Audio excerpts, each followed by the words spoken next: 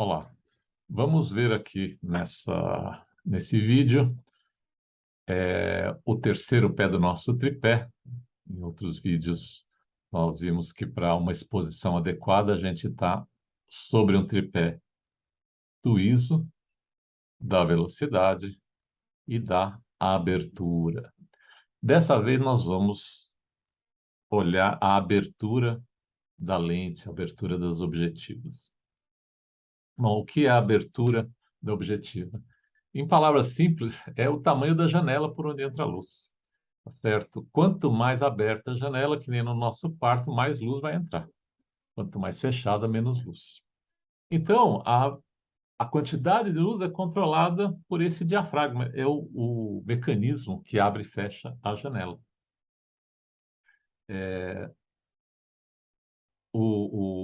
A gente vai ver a escala das aberturas. Se você um dia vê a letra F com um número logo depois, a letra F indica que o número que vem a seguir fala da abertura da lente. Mas o que a gente tem de especial? Essa escala das aberturas é uma escala muito pouco intuitiva. Ela é muito. As pessoas veem esses números e sempre, né, reconhecem algum ou outro, mas se atrapalham. E o motivo disso é que essa escala está baseada na área por onde passa a luz. A área do círculo, né? Quanto que a janela abriu, quanto fechou. E se você lembrar lá do seu tempo de colegial, de matemática, você vai lembrar que tem uma formulinha de área de círculo que chama Pierre ao quadrado. E é por causa desse quadrado aí que os números acabam ficando não, não progressivos, né? Que nem a escala das velocidades, que é 2, 4, 8, né? A gente enxerga rapidamente como é que a escala funciona. Aqui é uma escala menos clara. Mas tem algumas particularidades que facilitam para a gente.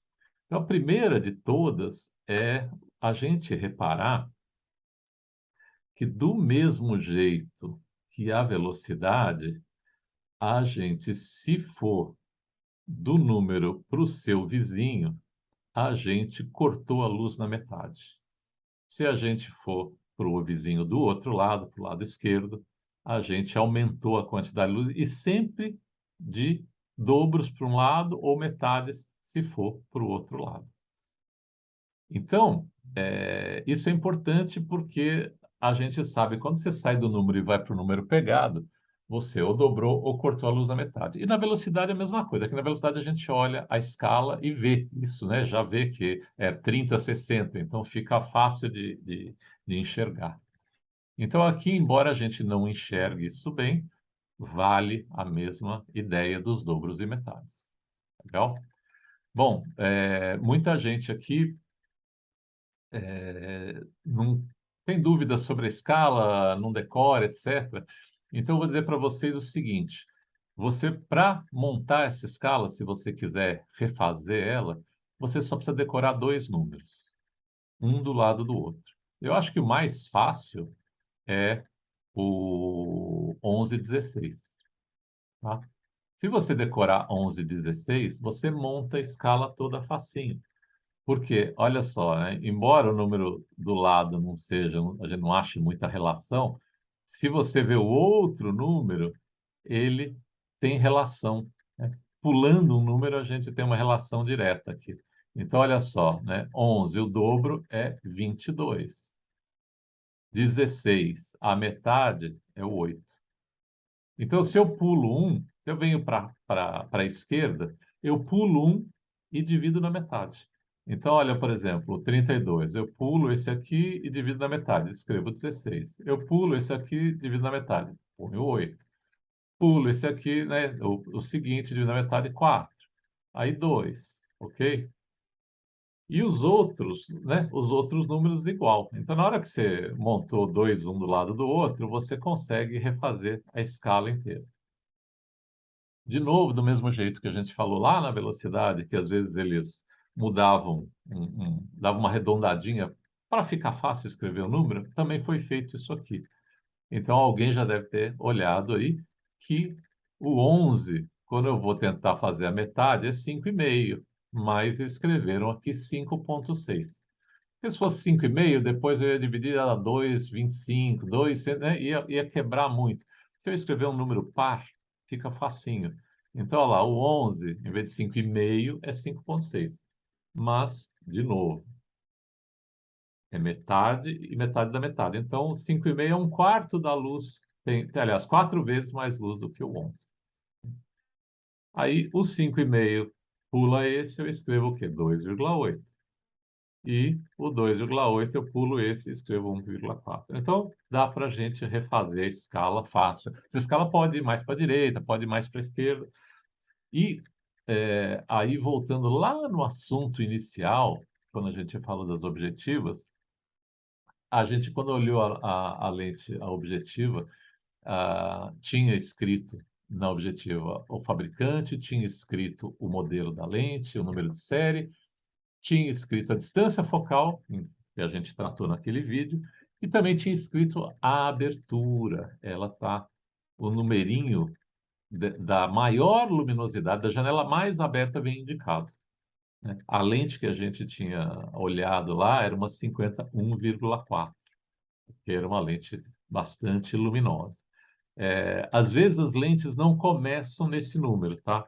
Porque o fabricante tem uma lente, por exemplo, que ela é mais clara que o 4, mas não conseguiu chegar no 2,8. Então vem escrito na lente 3,5, 3,2, qualquer coisa assim, né? Mas o próximo número já é o 4. Aí 5, 6, 8, a escala continua. Talvez o primeiro número não seja perfeitamente. E claro, se aquele número não é o seguinte, é porque ele não conseguiu dar o dobro de luz, ele dá uma coisa no meio do caminho. Ok? Do mesmo jeito, gente, como é que chama? Da velocidade, a gente andando para a direita nessa escala tem menos luz na fonte, né? Quanto maior o número, menos luz entrou. Lembra, na velocidade era igual, né? O número aqui na ponta era 1.000 e a gente tinha, então, menos luz do que com 1. Aqui também, no 1,4, tem muito mais luz do que no 32, tem muito pouquinho. Certo? Bom, então, dado que a gente tem um ISO escolhido, a câmera tem duas ferramentas de controle para deixar a luz entrando. Uma ferramenta é a abertura, tamanho da janela, que passa o tamanho da janela na lente, e a outra ferramenta é o tempo. Quanto tempo eu vou deixar essa janela aberta? Ok? Uma analogia interessante é da câmera funciona do mesmo jeito que eu encher um balde de água. Eu encher um balde de água, eu posso abrir toda a torneira, uma abertura grande, e rapidamente o meu balde enche. Agora, se eu fechar a torneira e deixar só gotejando, bem pouquinho, eu vou esperar um tempão, um dia inteiro, até o balde ficar cheio. Então, de novo, uma dupla de tempo e abertura para a gente conseguir controlar a quantidade de luz que entra na lente. Muito bem, mas do mesmo jeito da velocidade, a velocidade, quando a gente olhou, a gente reparou que em objetos em movimento, as velocidades altas congelam, as velocidades baixas borram, dão sensação de movimento. E a abertura? Qual é a diferença de eu escolher 32 ou escolher 1,4? Muito bem, o efeito da abertura é uma característica que a gente chama de profundidade de campo. Ela controla a quantidade de luz admitida, mas o efeito está ligado à profundidade de campo. O que é a profundidade de campo? É o número de planos que estão focados na fotografia. Dê uma olhada nesse exemplo daqui. Na foto da esquerda, a gente tem o foco no orvalho aqui da planta. E só ali é que a foto tem nitidez. Para trás, a gente não tem nitidez, a gente tem uma cena totalmente embaçada, totalmente não nítida, ok? Já aqui com essas tampinhas, a gente nem sabe se o foco foi escolhido na tampinha do meio, nesse grupinho da frente, no primeiro de todos, lá atrás. A gente não consegue ter essa noção de tão igual que a nitidez ficou em todos os planos, ok? Então, eu quis trazer essas duas comparações aqui, primeiro, para a gente enxergar essa diferença, e segundo, para fazer uma distinção, porque as pessoas usam a mesma palavra, né? Não, essa foto está com foco, essa foto está sem foco. O foco, ele está no ponto que você colocou. Esse efeito que eu, para não falar foco, eu vou falar nitidez.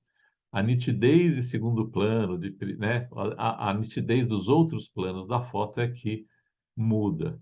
Então, o foco, se a gente não tremeu a câmera, etc., em algum lugar o foco está colocado. E a abertura, o efeito da profundidade é que a gente vai mexer, como é que os outros planos vão se comportar. Bom, aqui tem um exemplinho, né, com essas imagens de como é que a gente estava trabalhando.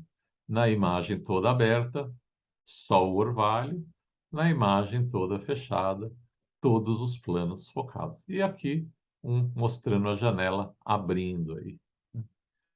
Eu acabei pulando quando eu falei da abertura, 1,4, ela também é um denominador de fração. Então, olha lá, 1 sobre 1,4, do mesmo jeito que na velocidade é 1 sobre o número, ok? São sempre denominadores de fração, portanto, sempre que eu tenho um número grande, o que acontece é pouco. Então, eu tenho um número grande, entra pouca luz, tanto na abertura quanto na velocidade, ok? Bom, então aqui falamos da abertura e num vídeo separado eu vou tratar só da profundidade de campo, agora que nós já entendemos o ISO, a velocidade e a abertura.